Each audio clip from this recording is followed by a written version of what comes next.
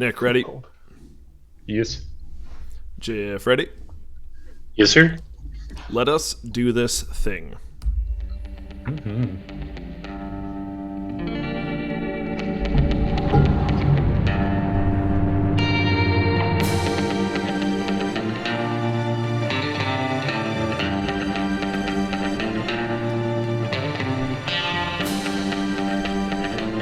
Freshly picked and ready for consumption. Here comes another round of the Radishcast. Another Radishcast coming in for you. I'm your fearless commissioner and manager of a slowly degrading team, Mike Fisher.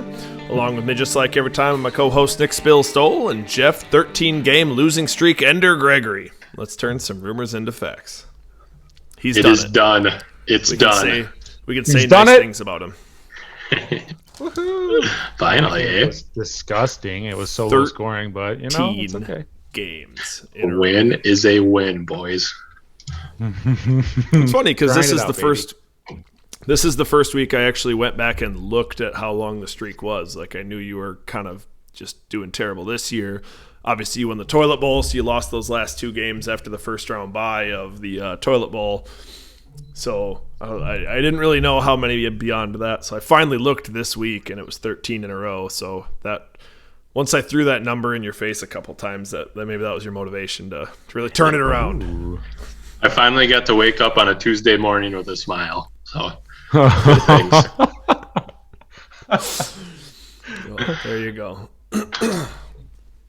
Well, another person that's got a smile on their face is Tony, winning some money for having the highest scoring QB and Josh Allen. So that was our Week 8 money winner. I got to throw a couple into the Slack channel so that people who maybe our unfaithful podcast listeners know who's winning all this money. Tony's won a couple times this year. He got the tight end for Mark Andrews, too. Wow. So he's pretty sure I called both of those. Both times Tony's won. I don't remember what I called last week. So Tony owes me some money, I think. Wonder who you got this week. But yeah, so week 9, we got the weekday Warriors. So highest scoring player on either Thursday night football or Monday night football. Plot twist, I'm pretty excited for this one. But with all that, let's jump into the recap.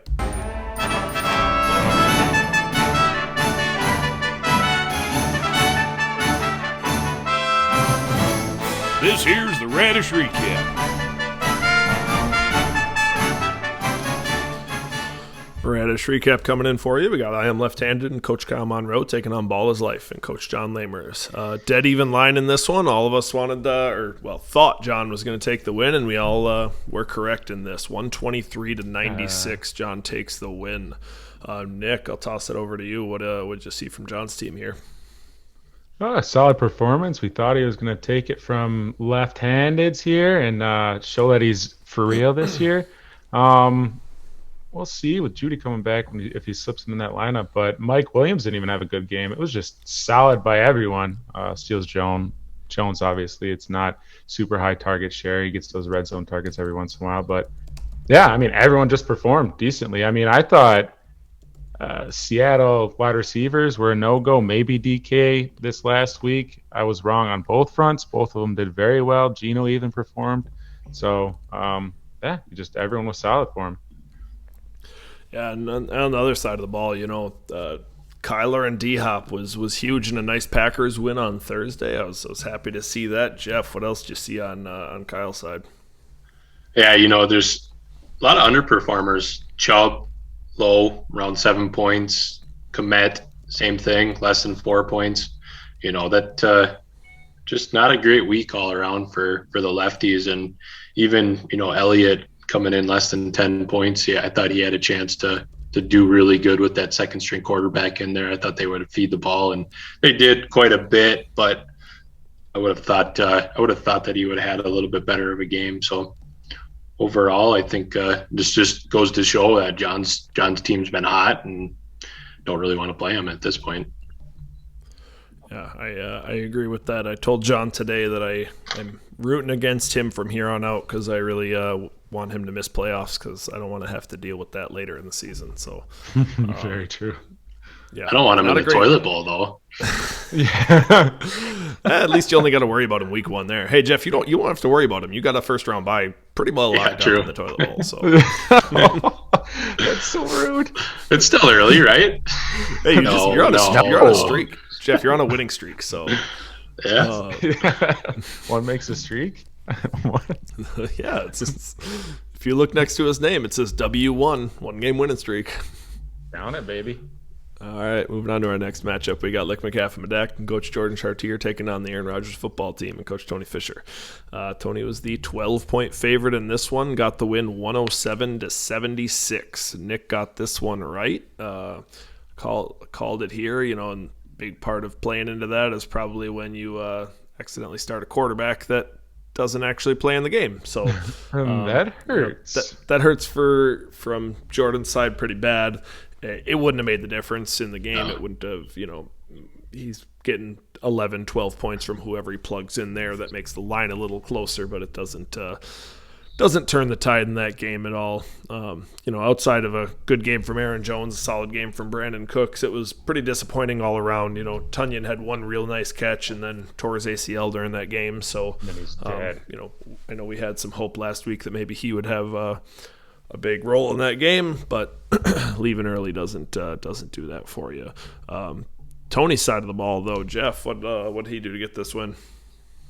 Yeah, we touched on it earlier, but really Josh Allen is the big contributor to Tony's team here, putting up over 29 points, and even Eckler too. Those two guys, with Eckler scoring 21, scoring 50 points combined there. That's a pretty good outing from his top two guys there. And then just got enough from everyone else. Devontae Parker had a good game, and then even Dan Arnold, which was a pretty nice play, turned out to be a good. Nice. Getting just under 11 points from him is definitely a win on that front. So another solid outing from his kicker and Folk, and had enough points and had enough guys out there to kind of beat Jordan. And like you mentioned, Mike, it's nice when that quarterback on the other team scores 0, but I don't think you're not going to see that very often. So no, for sure not.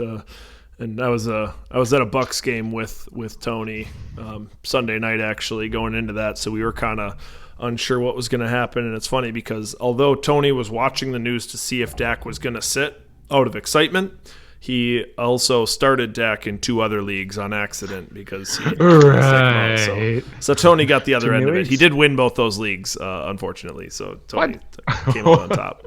One was against me where I accidentally started Calvin Ridley. But Nick, anything else in this game? Too many leagues. Nothing much here. We talked about the Dak start. That's tough. Marvin Jones, is Agnew the new man there? I don't know the target share. I don't think he had much. He just had that touchdown, right? Fournette, that late one too, right? A lot of targets, though. He had like 12 targets, didn't he? Did he have 12 targets? I wasn't sure how many he had.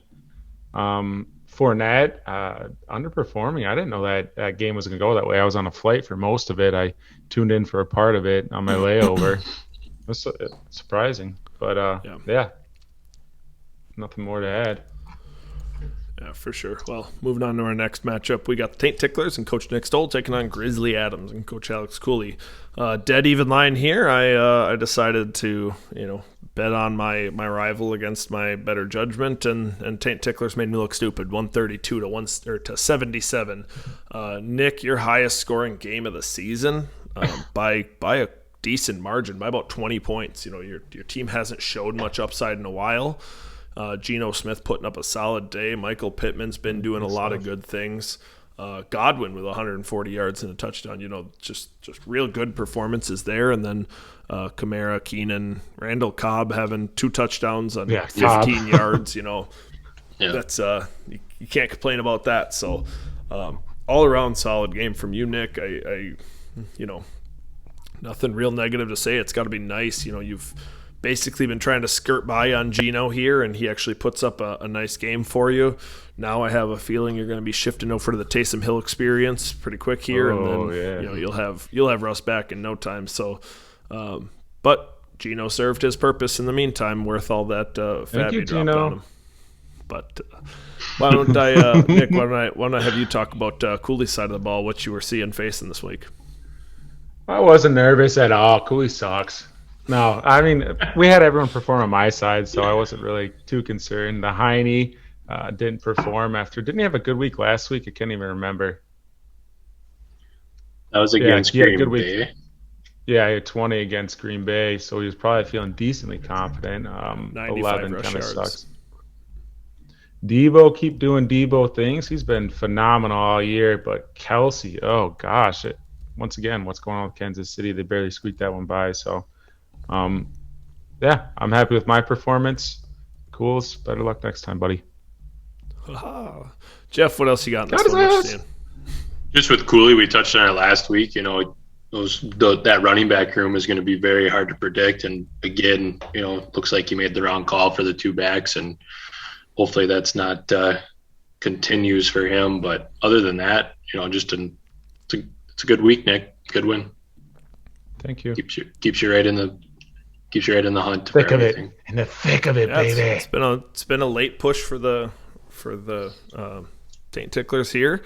I think I feel like I've gotten a lot of props on my late push, but you've been coinciding right with that. Your team's sitting at 4-4. If some of those guys that we thought were going to be great early in the year are really starting to roll now, it could be a real nice turnaround for you. Moving on to our next matchup. Year of the Taint. Question mark? Moving on to our next matchup, we got Old Man Joe and Coach Joe Thomas taking on Benny and the Jets and Coach Ben Stelzer. Jets came into this one as a 13-point favorite. All of us thought that was going to get done and just squeaked it out, 110-94. We all had faith. It was a little tighter than maybe we thought. But Nick, I'm gonna toss it over to you. What'd you see in this one? Yeah, Benny and the Jets. I gave him bad advice with the bum of the week of Lockett, and he sat him. And just he went off for him. I mean, it didn't matter obviously, but sorry, Benny, you shouldn't listen to me all the time. Just most of the time. Most of the time. Dalvin Cook, tough game. Once again, I didn't really watch that game, but Cooper Kupp continues to perform. Booker, surprise outing. I wasn't sure how I was going to phase. I had a questionable start with him in another league. I ended up sitting him. So, yeah, good performance by Ben. He continues to roll. 6-2. He's got to be feeling pretty good. Jeff, how about the other side of the ball? What did you see from Joe here? Yeah, Joe with A.J. Brown putting up a monster game at 26.5, and then kind of the surprising play and performance was Carter there on the Jets. It's a high-scoring game, and he looked good. He looked explosive. They were definitely using him, breaking some tackles. Got in the end zone, so 27 points that's a nice outing from a rookie running back there. We'll see if that continues or not. But other than that, that's really the only two bright spots. Surprising that kind of surprising he went with Kirk Cousins. I wasn't too happy with that play, especially with how Burrow's been playing too. I thought he would have earned himself another start there, but really wouldn't have mattered too much. He would have covered there, but if he had gone that way, but it's tough calls every week. Yeah, absolutely. I don't have a whole lot else to say in this one. Like a lot of points you guys brought up. Benny didn't really have all that great of a matchup, but it was enough for him to squeak by. I do think it's interesting. I've brought up my stats a couple times, and that I just kind of track, and I'm just looking for interesting trends and stuff like that. After this week, I noticed an interesting anomaly that Joe went to having a 0% chance of winning any game the rest of the year, and I was curious what that was. It just didn't make a lot of sense. So I started to dive into the matchups, and Joe's team has been so consistent that his standard deviation of points is dropped to like 5. So his average is like 95, 98. But it basically says he has no chance of scoring over like 105 points because he's just been he's just every week he scores between 90 and 110. Like that's just the only thing he does. He never does anything else. So it gave him a 0% chance because everybody else that he's playing the rest of the year has averages of like 110, 115, like something like that or higher. And it just was like, yeah, this is never going to happen. So it wasn't really 0, but it was like 0.0001% chance of winning a game. So it was just a funny little anomaly. So I actually had to adjust and rewrite my formulas to account for that. So breaking the system, Joe. Breaking the system. Come on, Joe. Too consistent. Moving on to our next matchup, we got Jay's Juggernauts and Coach Jeff Gregory taking on the SCLSU Mud Dogs and coaches Joe Harper and Troy Hecht. The Mud Dogs came into this one as a 4-point favorite. I thought they'd do enough to cover it here, and it was a 50-50 toss-up going into the Monday night game. It really felt like, and the Jugs pull out the win with a powerful 79-62 victory. Powerful. A lot of points scored in this one. Yeah, this was a little shootout game. You would say. Not a whole lot going on here, but No. Jeff, why don't I throw it over to you and let you gloat about your first win in 14 tries? Yeah, that's about the only positive is that finally got a win. It's been a long time coming, so happy about that. Not a lot really to be proud of though. Going into that late Sunday night game with the Cowboys there.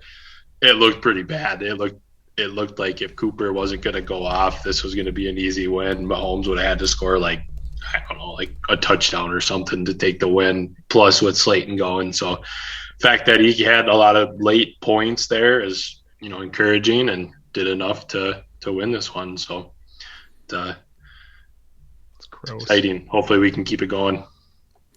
Yeah, Nick, I'll throw it over the other side of the ball. A couple zeros there don't help at all, but anything Troy could have done here?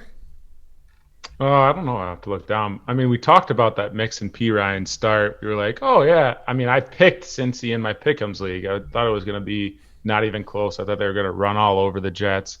I thought maybe the 2 running back start would be good, but P. Ryan with only 2.6. What has he got on his bench here? He had other options, but I mean, would you start him over Slayton with that banged up? Yeah. Yeah, you're not starting Emmanuel a Pat Sanders. Freiermuth over, Pitts in this one or something like that could have picked him up points, but so it's tough. Yeah, you're going with your starters here. I mean, Emmanuel Sanders having 0, that is a big surprise. That was surprising. This whole season. I mean, I had him on a shit ton of lineups in daily, and yeah, tough week for Troy. Continue a couple bad games in a row here. See if he can turn around next week. He really needs Mahomes to start performing. Yeah, that's probably one of the biggest things. And you look at Dalton Schultz was probably on the rough end of Dak not starting in this one. Mm-hmm. He got 7 targets, but targets from Dak and targets from Cooper Rush aren't quite the same. So that hurts a little bit, but. Yeah, no, it was interesting. This game swung a couple times where it's like, oh well, this team's totally out of it. Oh no, this team wants to drop down and compete, and no one ever really quite ran away with it, and this is where we ended. So I do know we have one more thing in this matchup. Jeff's worst coach of the week. Yeah, unfortunately, Troy and Joe take the worst coach of the week for the second week in a row. Couple zeros in his lineup, the lowest scoring outing, only putting up 62 points, losing to a guy that had lost 13 in a row. Just a bad combination. And for all that, Troy and Joe take that weekly award that you don't want this week. So hey, an award's an award. Sometimes you just take what you can get. So. I do also notice that I might have skimmed past something, and Nick didn't stop me in my tracks. Yeah, so we're gonna bad. rewind like 3 or 4 matchups too. Nick's garbage time all-star. I'm the trash man. I come out, I throw trash all over the ring, and then I start eating garbage. Yeah, that was we skimmed over it, and I kind of forgot about it. And so my garbage time all-star is Josh Allen. I mean, they were up 9 with about a minute left. I think they had that pick. They're running out the clock, and Josh Allen just runs in a touchdown. So, I mean, it didn't have any super fantasy implication, but there you go. Garbage time all-star, baby. Was that the difference of Josh Allen winning the money over? I think Tom Brady might have been second. It was scoring. Yeah. So was that the difference? There is some implication. Yeah, because what did Brady have? Like 25? 24 point something, right? Let me pull them up real quick. I can't remember. I get confused because I see the abbreviation FISH2, and I'm like, that's not me, and I keep looking. Yeah, 25 from Brady, and then Fish also with 29. So, yep, that was it was. Stole the money So right out from under me.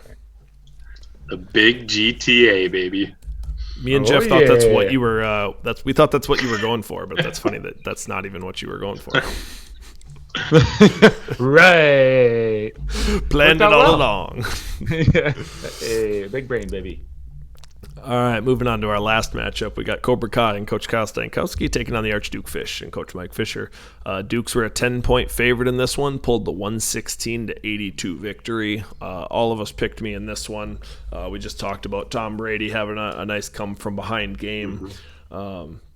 Solid game for me all around. Taylor, Woods, Evans had only a couple catches, but one of them was a nice 41-yard touchdown. He always has troubles against that New Orleans defense, but just enough from everybody. It probably the most noteworthy thing of this game for me is the fact that Derrick Henry, breaking his foot, having surgery done for the year, for all intents and purposes. I see some people saying he'll come back in 8 weeks or 10 weeks.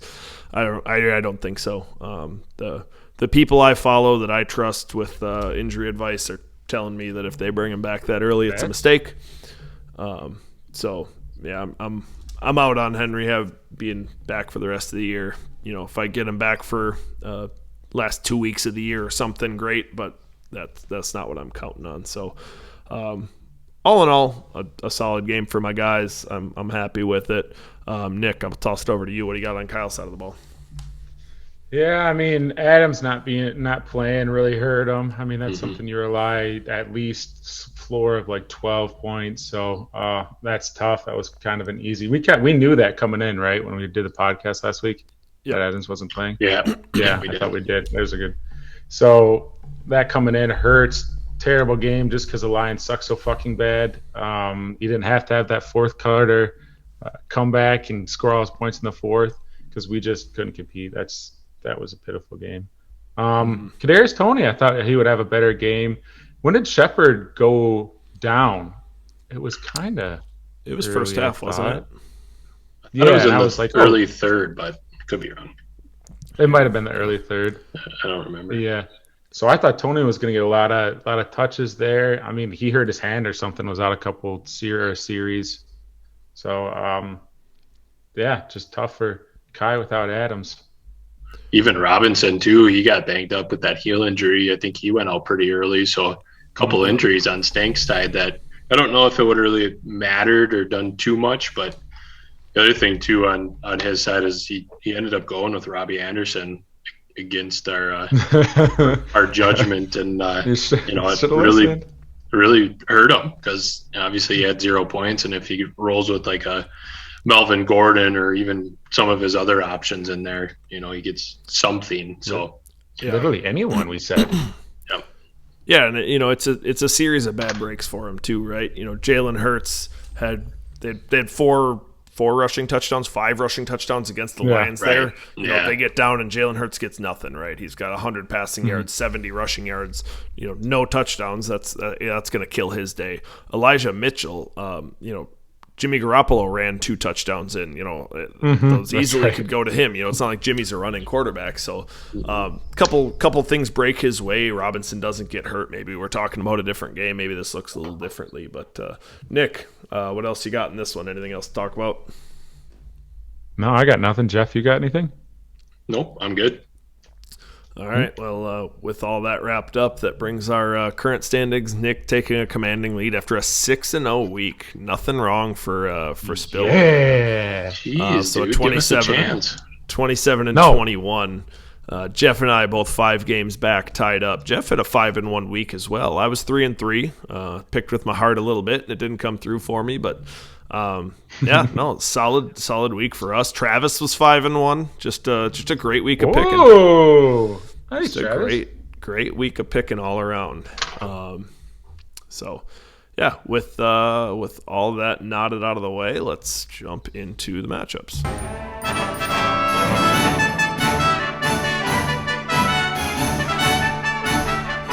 Dive on into the Husky League matchups.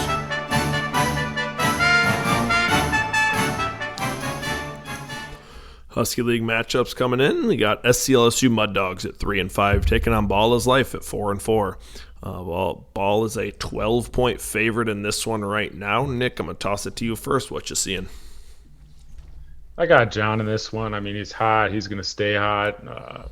Troy has been kind of dog doo doo last couple of games. I mean, he's just waiting for Mahomes to come back and get him some points here. But looking at the matchups, we got Rams versus Tennessee with Darrell Henderson and then Stafford over under at 53.5.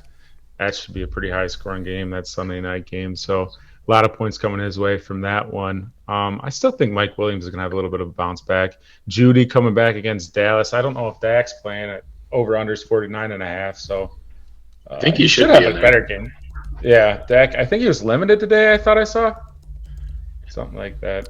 Judy should have a better game than last one. Yeah. I'm taking ball as life on this one. Yeah, when I'm looking at this, it's tough. The line is tough here. I was concerned, spending $92 fab dollars on Adrian Peterson, and in big part was because I knew Troy needed a running back. He had a lot of fab left. I wanted to make sure I outbid him no matter what.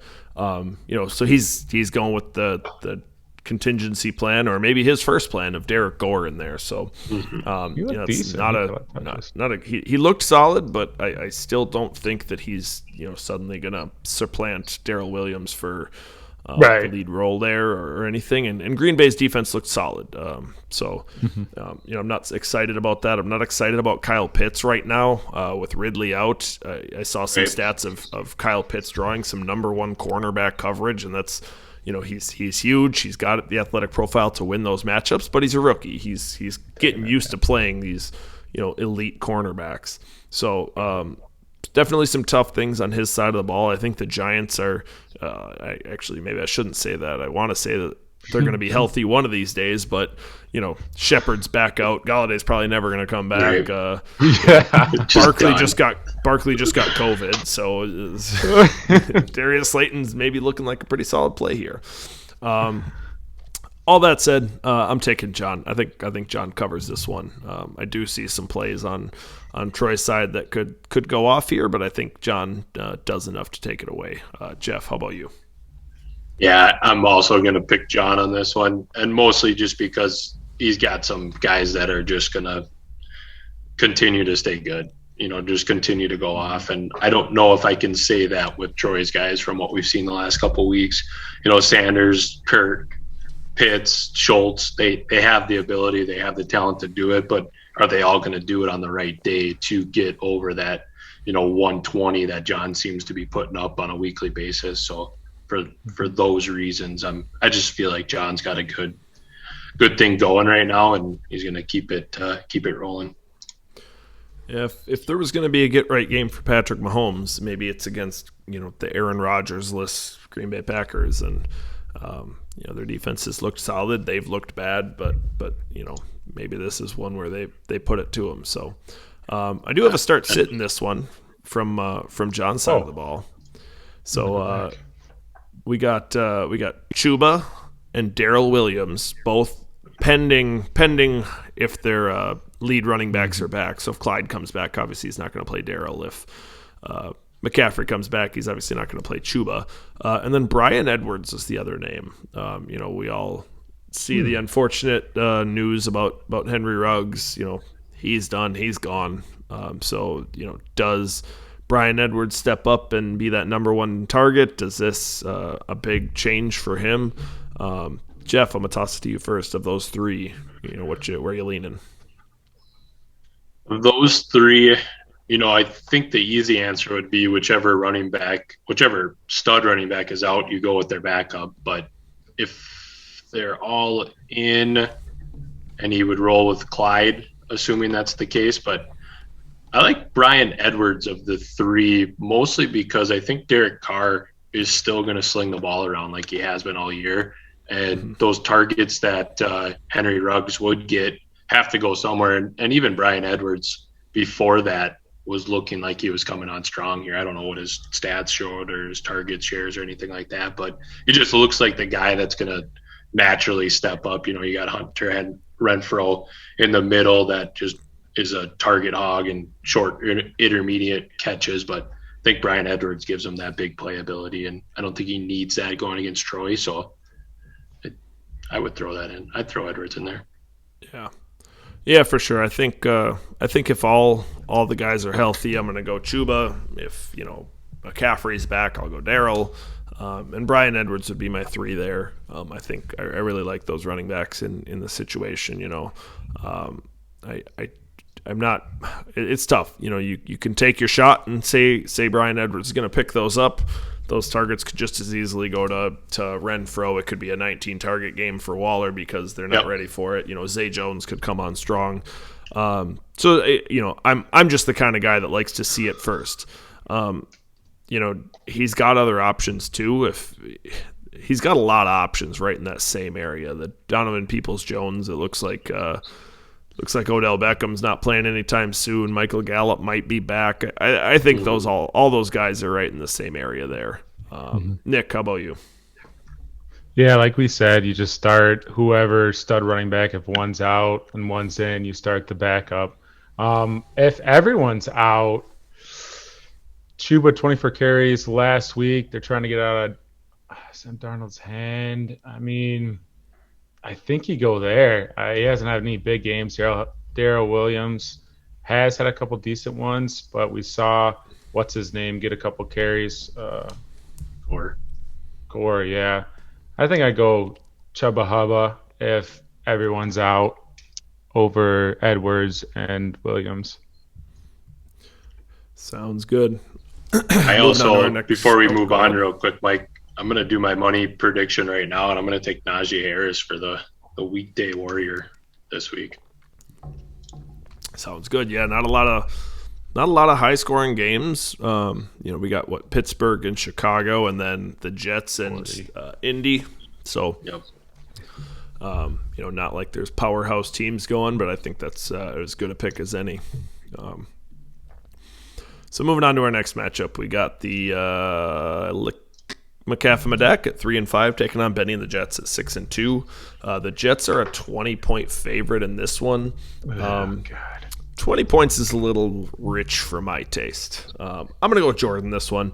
I think Dak and Aaron Jones are solid. I think Boston Scott is, showed that he's going to be the lead guy there with Miles Sanders down, and the Chargers have a pretty soft run defense. They really take it away in the pass game. So I think he's in for a solid game, and I think the rest of his team does enough. I'm going to take Jordan to cover this one. Jeff, what about you? 20 points is tough for me, especially with the potential for McCaffrey to be in there and just boost his lineup. But I got to go with the Jets. I think that even with Aaron Rodgers going out, I still think it's a pretty good matchup for Wentz going against the Jets. I know it's not good to play Thursday night. Typically, those games are a little bit lower scoring, but I think Wentz has a decent game if that's the route he does go. And Cook, Kupp, and Diggs, and even Gesicki for that matter, is got some favorable matchups in there, and I'm not going off the hot hand, so I'm going to roll with Benny and the Jets. Sounds good. Nick, throw it to you last. I think I'm going to go George. 20 points is a lot. Carson Wentz, I think he underperforms, actually, Jeff, just because I think – the Jets played really good last week against the Bengals, but I think JT is just going to go crazy. He might get enough from Kupp. Booker in there against Vegas with Barkley out, but I think I got to go with George. Just the potential of McCaffrey coming back in there too. His receivers have been pretty suspect, boomer bust kind of play, but I'm going with George. 20's too rich, just like Mike said. Yep, and Jeff picking Benny to roll in this one despite. Jeff's keep on cooking. Who wants some man meat? I do. I want some man meat. Yeah, just like last week with the Packers players down some wide receivers, I thought Aaron Jones looked good and was going to have a good week, and I think that's the same thing this week. Even if you see some of those wide receivers get back and healthy, I think with a backup quarterback in there, there's going to be a lot of opportunity for Aaron Jones and some dump offs, some running plays, whatever the case may be. So Aaron Jones is Jeff's just keep on cooking player of the week. Gotcha. Yep. And one last thing before we move on is I'm pretty bad about remembering things apparently this week. But no, Travis has Benny in this game. Travis has got Benny taking the win straight up. And then rewinding to our last matchup real quick, which was Ball is Life and the SCLSU Mud Dogs. Travis has Ball is Life taking that win, and that game is On lockdown. Well, here's Travis. that's got the picks on lock.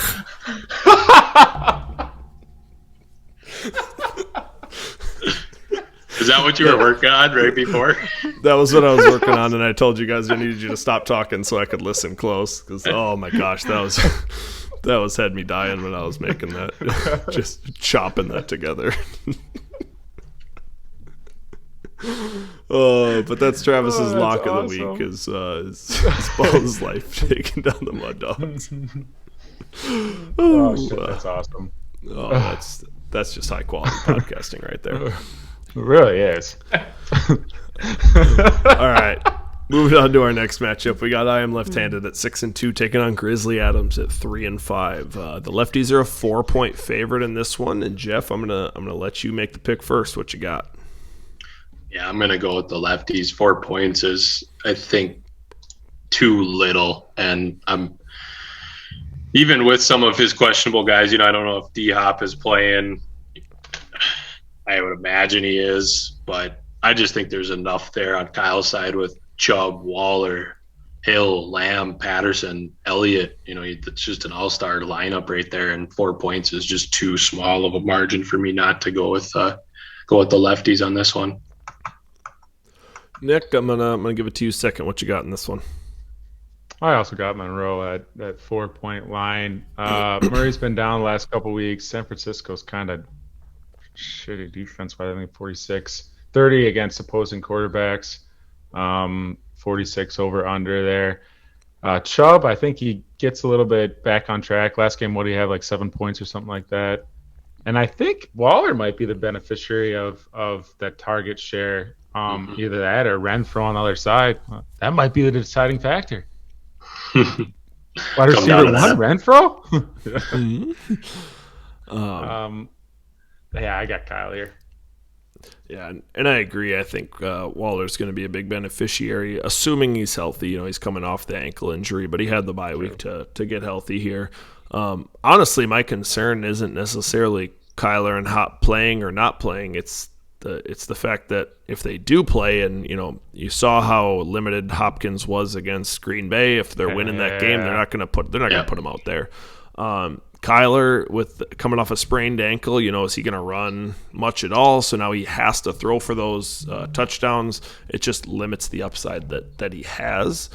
And honestly, what I think the game's going to come down to is like we said, a Packer game without Aaron Rodgers, you're just not pumped about.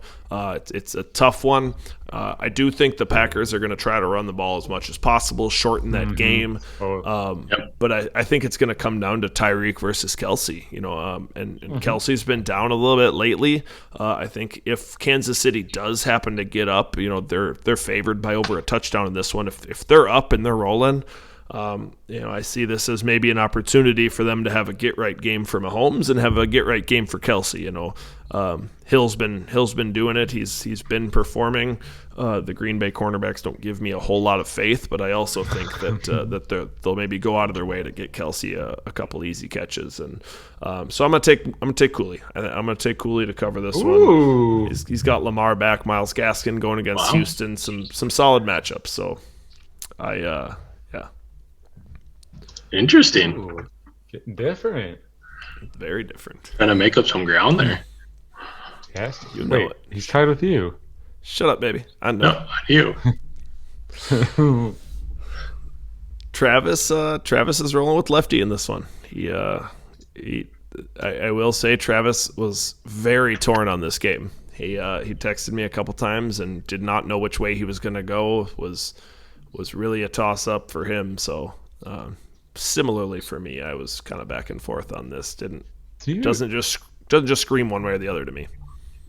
How does he How does he see it? Do you send like screenshots of literally lineups and everything? He literally texts me every Wednesday and says, "Yo, send me screenshots of those matchups, fam."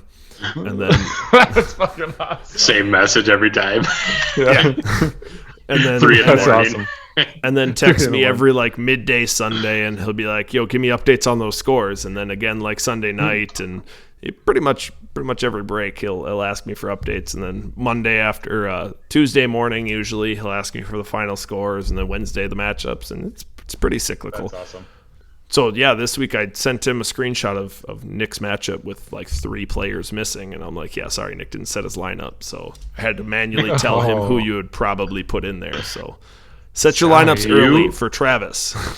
Can you make him like a spectator to the league, Mike? I maybe can. I might. So we'll jump into story mode here. So Travis has been doing this for a while, and because of that, because he's been so into it, I offered Travis a position in the league. So I told him I would have to bring it to the league, bring it to a vote before I did, but I offered him the position of being our league's Adam Schefter. So basically, how I described it is like when someone in the league wanted to trade somebody, like say I wanted to trade Derrick Henry, rather than putting him on the trade block, I would text Travis or send Travis a message in Slack and say, "Hey, I'm looking to trade Derrick Henry," and Travis would release it as a rumor. He would make up some story and release it as a rumor that I was considering moving Derrick Henry, and he could sprinkle a few fake rumors in there too to keep the scent off. But basically, he would be our league's Adam Schefter. Could throw in whatever he wanted, do as much or as little as he wanted, but he didn't want to do that. He said that was too much work for him. So, oh dang it, that would have been so cool. How awesome would that be? That'd be Travis, ridiculous. Travis is going to listen to this at about like 2 a.m. when he's feeding his daughter. So he's usually our first listener. So maybe this will change his mind. Yeah. That's awesome. All right, moving on to our next matchup. We got Old Man Joe at 4-4 taking on Archduke Fish at 4-4. Dukes are a 13-point favorite in this one. We got a couple start sits to get to, but first, Nick, I'm gonna toss it to you. What do you got? I got you in this game, Mike. Even though you're starting AP, I don't think he gets to 7.1 even that much. But I think you have enough, even without Derrick Henry, to roll over Mr. Consistent Old Man Joe here. I know AJ Brown's going to have a heck of a game. I don't think Carter's going to repeat. I think Indy's going to take control of that game. Yeah, I think you got enough on your side, Mike, to keep Old Man Joe at bay for the 13 points. It is a little high, but... Yeah, and, Michael Carter's usage has been concerning, but I think that it's a totally different game when you have a full week to prepare for Mike White. You have a full game of tape. Yeah. You can see how much he's been dumping it off to those running backs. I think that Indy comes in prepared, and they come in and they are able to shut that down, because that's what they did so consistently and so effectively against Cincy. So I think they're able to hold Michael Carter in check a little bit. I agree with you. A.J. Brown likely goes nuclear on me. But I think that part of that maybe comes, I don't think that Tennessee is going to intrinsically change who they are. I don't think they're going to feed Adrian Peterson the way that they fed Derrick Henry. But when they get to the goal line, I think that it's going to be we run first. We try once, we try twice. And if that offense is moving, I trust the opportunity for Adrian Peterson to get a couple goal line carries. And when he was with the Lions last year, I didn't think he looked bad. So I'm optimistic. I think he can do enough to help me weather this storm here. So it's your touchdown, and then that's all you can ask for. If you can get that done, then you'd be sitting pretty. I think outside of that, I got enough. I'm taking myself in this one. I think Jonathan Taylor is going to be our weekday warrior this year. I think he's going to absolutely go nuclear on the Jets here. I think Nick wanted to pick that, but I don't know if you still are. Or I still am. I don't even care if it's lame. Real original, Nick. Yeah. Well, dude, who else? Those games are shitty. Deontay Johnson, dude, right there. All right, Carter on the other side. Changing it, even though I talked all that smack. Give me Carter on the other side.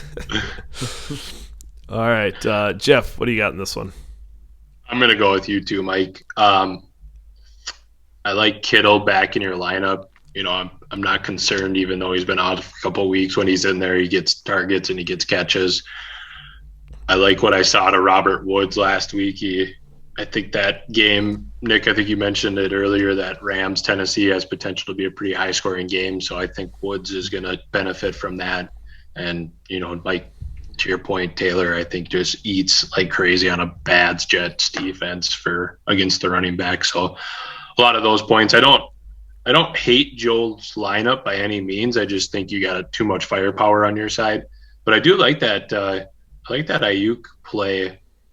He's been coming along these last couple of weeks, and against an Arizona team, if they get down big, they might have to start slinging the ball around, and who knows, he might get a catch and score a touchdown or something and have a nice outing. So we'll see. That leads us right into a start sit for Joe. So he's got Ayuk in there right now, but he's also looking at Jordan Howard, Kenny Gainwell, and Rex Burkhead, but we're not going to talk about Rex Burkhead.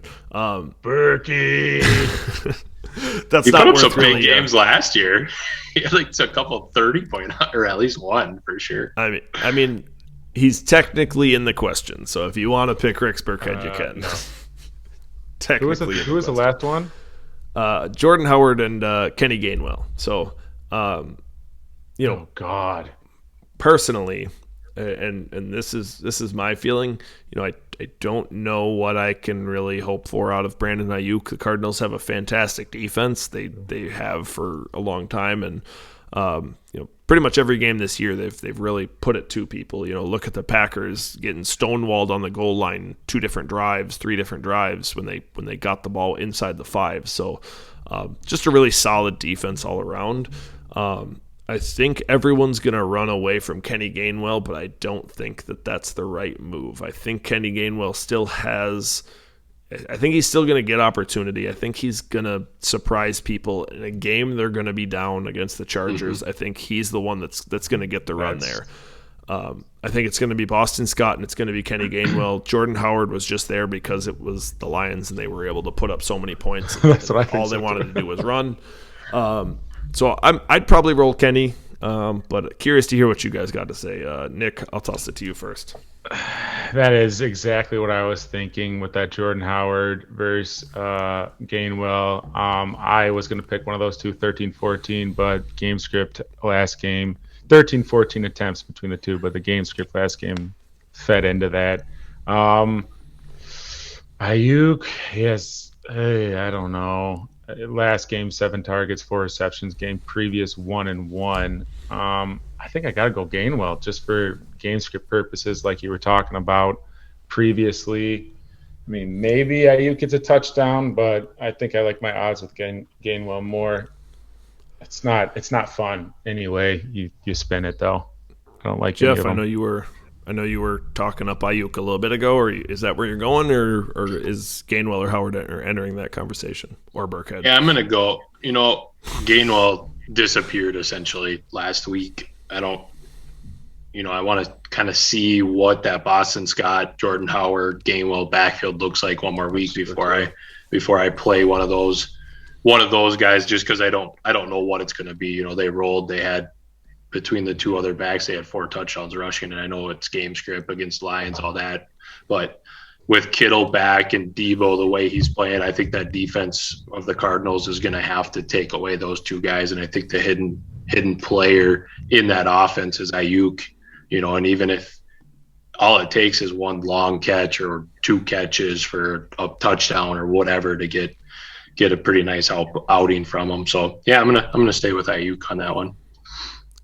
Yep, and I guess I kind of have a start-sit question. It's more of a discussion than a hard this guy or that guy. So my first question was going to be kind of, do I trust George Kittle game 1, or do I stick with Zach Ertz, who's been pretty well integrated into that Arizona offense?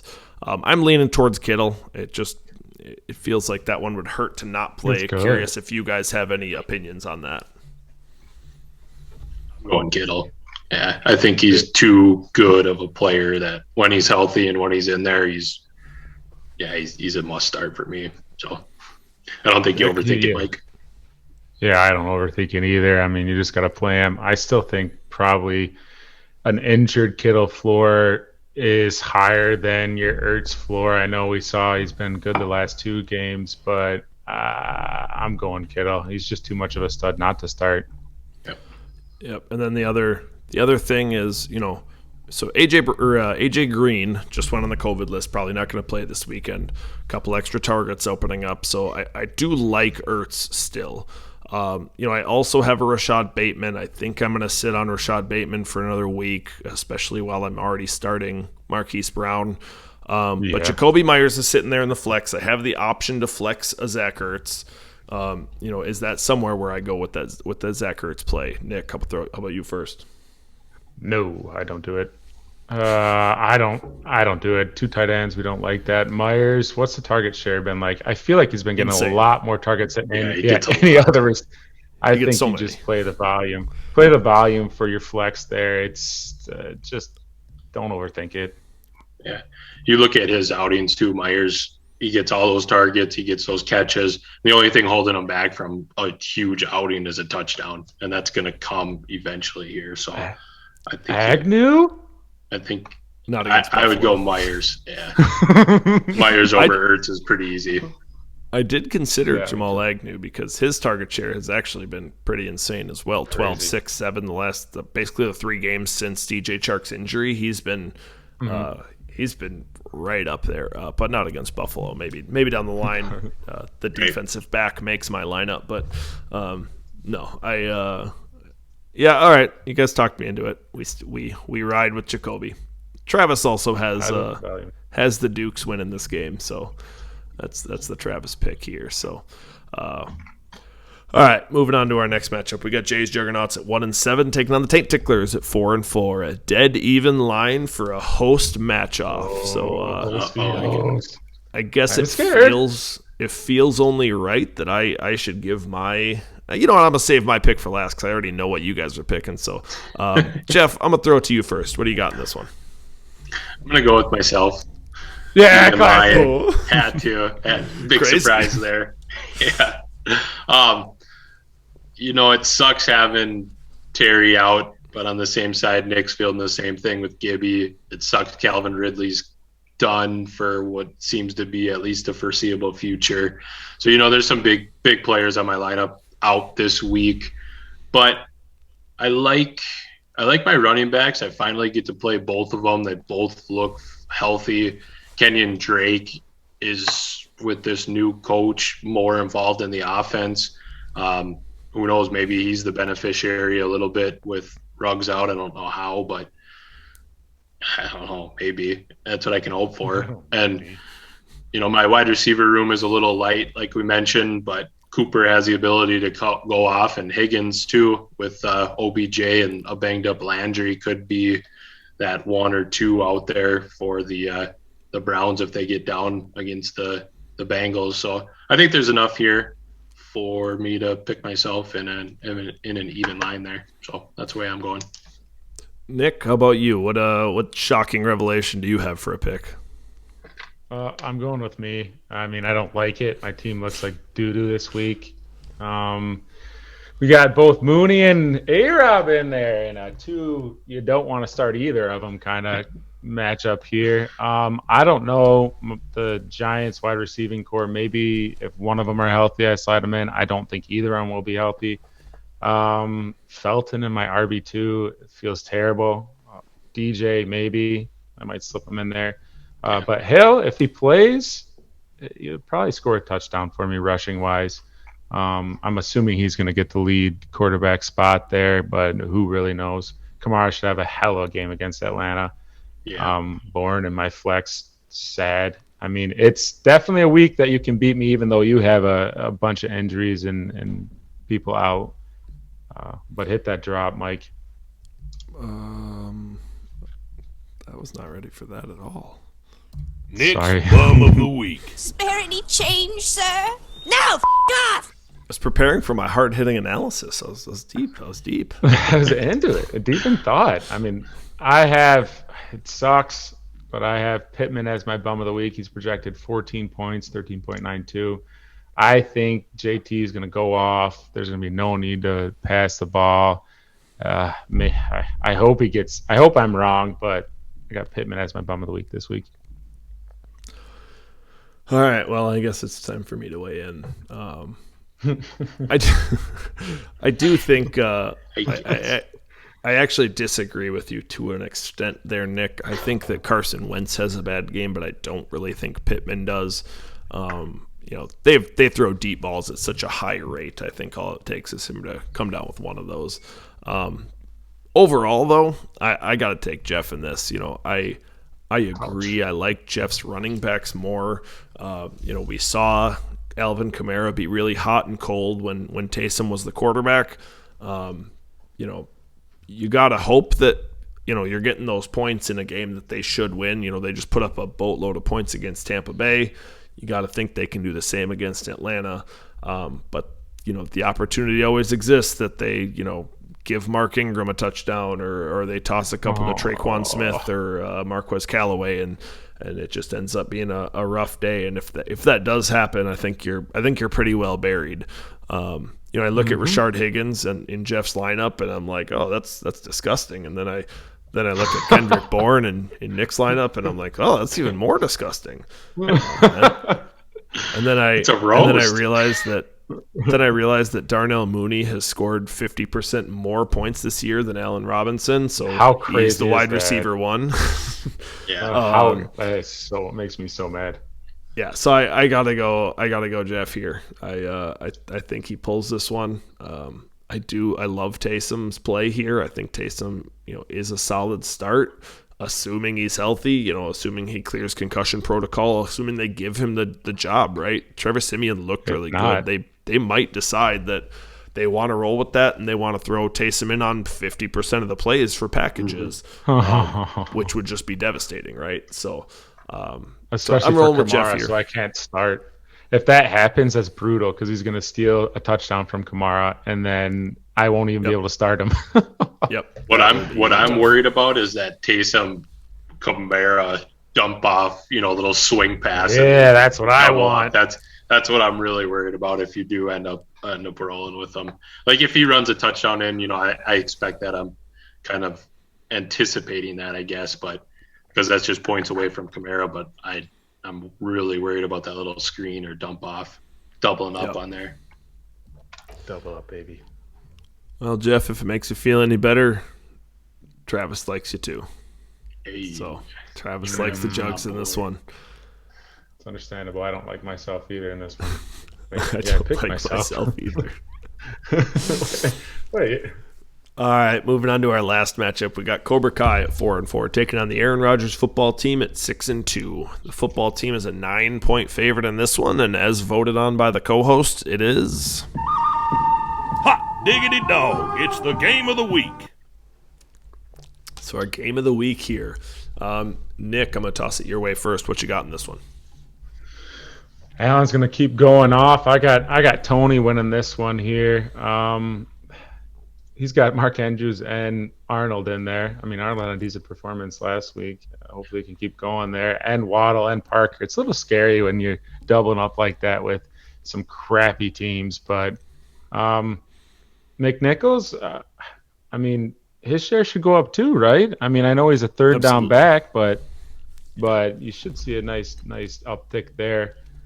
I think there's enough here to cover that 9-point line. It could be close with that Adams coming back. Is Landry even playing? I don't even know. He was out today, so yeah, I'm not sure on that one. Yeah, I'm still taking Tony. Yeah. This is a tough one for me. I think Jeremy McNichols, absolutely. He retains his third down role, and I think he picks up at least a portion of the early down role. There's no way, like I mentioned earlier, they're not giving what Derrick Henry was getting to Adrian Peterson. He just can't sustain that at 36 years old for more than maybe a game or two before he starts to slow down, break down. So they're absolutely going to give some to McNichols, some to Dontrell Hilliard, maybe Deontay Foreman if they bring him up off the practice squad. They're gonna split it up a little bit, and I think McNichols is a solid play. That being said, I agree with a lot of this doubling up is scary. Adam Thielen surprised me when I found out he is the number 12 receiver on the year this year. Really? I think I heard that stat earlier today.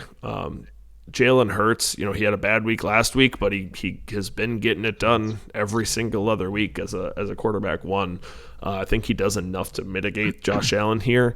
The real question for me on Stank's side of the ball is if Elijah Mitchell's injury is something more serious than, it's kind of under the radar right now. They brought up that he has a chest injury, but nothing real major about it. If that turns out to be something serious, then really kind of a disgusting, running back room here.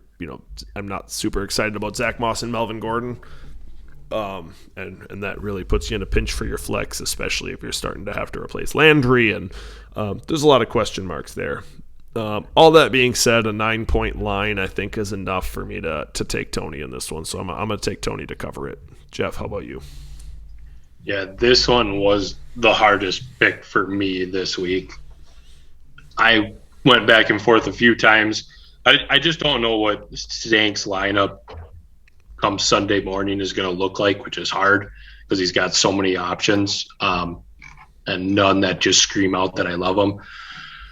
But on Tony's side of the ball, you guys mentioned it, that double Miami wide receiver matchup. I'm not that scared this week with them playing Houston. I think they're going to get out to a pretty big lead with that matchup. Any other week or a little bit tougher of a matchup, then I don't love it. But I think even that Dan Arnold play, they're going to be down against the Bills. They're just going to have to sling the ball around. He's going to pick up some points here and there. And you saw that same thing last week. So with all that being said, I see a better path for points on Tony's side of the ball. So I'm also going to go with Tony this week.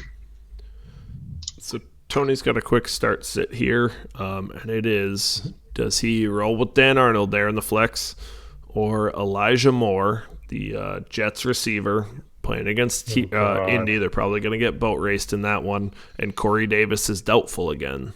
6 targets the last 2 weeks with Corey Davis out. That's another interesting play. What are you thinking about that one, Jeff? Man, that is a tough one. That's so tough. It really is, because with Corey Davis out, they're going to be down. I think they are going to have to throw the ball. But it could be the same argument for Arnold too. So I've seen it from Dan Arnold. I think he's going to get more and more involved in that offense. So I'm going to go with – I think the Bills' defense is good enough to take away some of those wide receivers that the Jaguars have, and I think Dan Arnold then becomes the kind of dump-off go-to guy. So I'm gonna roll with Arnold. How about you? I think I am going the same route Jeff is. I mean, Elijah Moore, 6 targets last 2 weeks. 1 reception, week 7, 13 yards. I mean, the touchdowns what's saving them. It's tough. It's tough. Touchdowns from saving Buffalo. Elijah Moore? Elijah Moore doesn't have the last. What was I reading then? 6 for 67 last week, no touchdown. I saw the rest of season rushing attempt. No, a rushing attempt, and I associate that with touchdown. Okay, so how did he get that 9? Oh, rushing touchdown. He had a rushing touchdown that 9 in week points? 7. But last week he had 6 for 67. Okay. I'm still going Arnold here. I mean, 10 targets last week. Gotta like that. I'm going. I know it's 2 tight end. We don't always love that, but I'm going there. Well, I'm going to be different. If I can't flex a tight end, neither can you, Tony. I think Elijah Moore, the last 2 games, 6 targets each game, 6 catches last game from Mike White. We kind of talked about Indy's got a really good run defense. I think it's going to be a lot of passes, and I do think it's going to be totally different when they've got a week to prepare for them, but I think that ball's got to go somewhere. Jameson Crowder and Elijah Moore, I think, will do well. So I'm going to go with Elijah, but I really don't fault you either way. So, All right. With all that out of the way, let's hit it. Ask me the questions, Bridgekeeper. I'm not afraid. This here's Mike's. Will it happen? All right. I think what's the projected total for mine and Jeff's? It's like 180. So will mine and Jeff's total score combined be over 175? It will not happen. That was Mike's. Will it happen? Pretty good bet. That's a good one. All right, let's hop into it. Shut up, baby, I know it. Shut up, baby. I know it. Absolute guarantee. All right, Nick, lead us off. So I have as my guarantee that a touchdown will be stolen away from Kamara, either Ingram or if Hill's starting, it's kind of a give me, but that's my guarantee, baby. Shut up, baby, I know it. All right, Jeff, what you got? My absolute guarantee is Jerry Jeudy will get his first touchdown this year. I think it's only a matter of time before he has that big breakout game, and why not this week? Shut up, baby, I know it. All right, my real quick, Travis had the football team in that last matchup. My absolute guarantee, the Jets give up an average of 26 points per game to opposing running backs. I think Jonathan Taylor by himself gets at least 22 of those. Shut up, baby, I know it. Ooh, that's a pretty good one. I like that one, Mike. The JT call. JT against the JETS. So, all right. Well, with all that out of the way, you guys got anything else for the people? Nothing for me. Cheers, baby. All right. Well, good luck this week to everyone, unless you're playing one of us. I don't know what to do with you two in that, but go Nick. Go spell. Have a good one. Please. Webster's Dictionary defines radish as a swollen, pungent tasting edible root high in potassium, which can help lower blood pressure.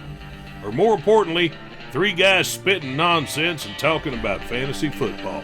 Add salt and pepper and chomp into another episode next time. See y'all later.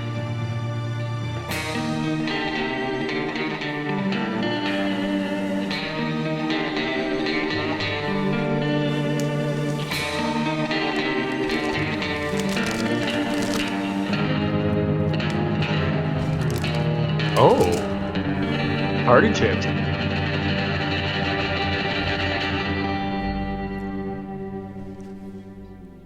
Screw you, Jeff.